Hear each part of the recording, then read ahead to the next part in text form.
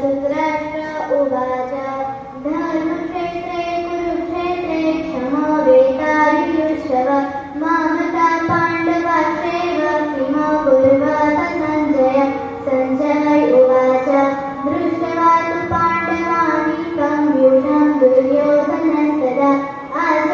आचार्यमुपसंगम्य राजा वचनमब्रवीत् पश्येता पाण्डुपुत्राणो आचार्यमतीचमु युधां द्रुपदपुत्रेण तव शिष्येण धीमता अत्र शूरा महेश्वरा विमर्शन् समायुधि युयुधानो विराटस्य द्रुपदस्य महारथः दृष्टकेतुस्य कीतानो काशीराज्यस्य वीरवान् पुरुजित्कुन्तिभोजस्व शैवस्य नरपुङ्गव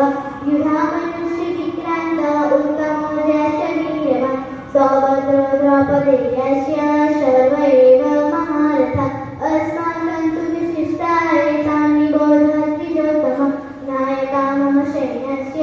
सज्ञार्थकान् प्रदीयते भवान् भीष्मस्य कर्णस्य विपश्वस्वमिति स्वयम् अस्वस्थामा विकर्णस्य सौमदन्तिस्तथैव च अन्ये च बहवसूरा मदभयकर्तजीविता नानाशस्त्रप्रहरणा सर्वे युद्धविशारदा अपर्याप्तं तदस्माकं बलं भीष्मविरक्षितं पर्याप्तत्विदमित्येषा बलं भीष्मविरक्षितम् अयनेषु च सर्वेषु यथाभागमवस्थिता भीष्ममेवाभिरक्षन्तु भवन्तः सर्व एव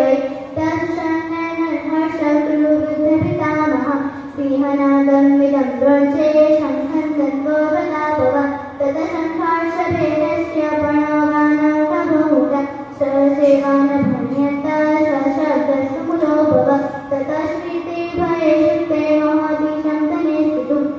माधवा पाण्डवाक्षेव दिव्यो शङ्खो प्रदत्मनु पाञ्चजन्यं हृषीकेश देवदत्त धनञ्जय पौरोधन्वो महाशङ्खा भीमकर्मा विकोदरे अनन्ताविजयं राजा कुन्तीपुत्रो युधिष्ठिरः नकुलसहदेवस्य सुघोषमणिपुष्पको काश्यश्च बलविश्वासशिखण्डी च महारथः दृष्टधुम्नो विराटस्य सात्यकीश्या पराजितः द्रुपदो द्रौपदेयस्य सर्वस्य पृथ्वीपते सौभद्रस्य महाबाहो सङ्घातन्वो पृथक् पृथक् सर्वशो धातराष्ट्राणां हृदयानि प्रदारयत् नभर्षपृथिवीं चैव तुमूलोऽप्यनुदारयन् अथ व्यवस्थित्वां भीष्मं धातराष्ट्राकपिध्वज प्रवृत्ते शतसम्पाते धनुर्युद्धम्य पाण्डव हृषीकेशं तदा वाक्यमिदं माहो महीपते अर्जुन उवाच दृष्टमेवं वदनं कृष्ण पीयूष्य समुपास्थितं क्रीडन्ति मम गात्राणि मुखं च परिशुष्यते द्वैपदुष्य शरीरे मे रोमहर्षः सजायते गाढिवं संस्कृते हस्ताद्वं चैव परिधार्यते न च संज्ञो न वस्तातु भ्रमतीव जने मन निमित्तानि च पश्यामि विपरीतानि केशव न च श्रेयो न पश्यामि हत्वा सजनमाहवे न काशीविजयं अजाज्यसुखानि च सेनोराज्येन गोविन्द भोगैर्जीविषेम च येषामर्थे काकितन्नो राज्यं भोगसुखानि च तैमेव स्थिता युद्धे प्राणसत्काधनानि च आचार्यपितरपुत्रा सदैव च पितामहः मातुरश्वशुता पुत्रा श्यालासम्बन्धिनस्तथा एतान् तुमिच्छामि व्रतोऽपि मधुसूदन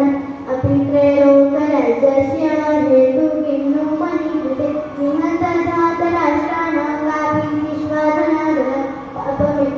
अपमित्येतस्मात् हत्वेदानाकता इमं तस्मान्नाका वयं हन्तु धातराष्ट्राश्वबान्धव स्वजानां कथं हत्वा सुविनश्याम माधव यदन्ते तेन पश्यन्ति लोभो भवततेतः कुलक्षयं कृतं दोषं प्रपश्यन्ति जनार्दन कुलक्षये प्रणश्यन्ति कुलधन सनातन कुलक्षये प्रणश्यन्ति कुलधर्म सनातन धर्मेणस्ते भव कृष्ण अधर्मोऽभिभवाकृति अधर्माभिभवा कृष्ण प्रदुष्यन्ति कुलक्षयं स्त्रीषु दुष्वासवास्नेया जायते वर्णसङ्कर संकरो नरकायैव कुलः